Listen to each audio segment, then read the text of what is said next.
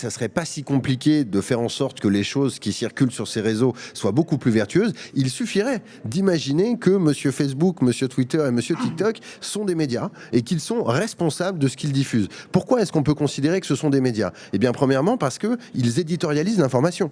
Ce que vous voyez Thomas, ce que vous voyez Victoria, ce que voit Albert ou ce que je vois moi, c'est pas la même chose. Ce qui veut bien dire qu'il y a donc une éditorialisation. La deuxième chose, c'est est-ce qu'il y a une hiérarchisation de cette information? Bien entendu, ce qu'on voit passer en premier n'est pas ce qu'on voit passer en dernier. La troisième chose, est-ce qu'ils gagnent de l'argent en faisant ces opérations? Oui. Et donc, ce sont des médias. Il suffit d'un décret de loi pour intégrer les réseaux sociaux à la loi de 1881 sur la liberté de la presse en France. Et je vous jure, le jour où on fera ça, eh bien, les 7 milliards de dollars de bénéfices réalisés par Facebook l'année dernière seront réinvestis dans la lutte contre la désinformation, dans la vérification de l'information, et on n'aura plus du tout les problèmes qu'on a aujourd'hui. L'idée qu'on peut dire n'importe quoi sans jamais être responsable de ce qu'on dit, eh bien, en fait, c'est tout simplement illégal.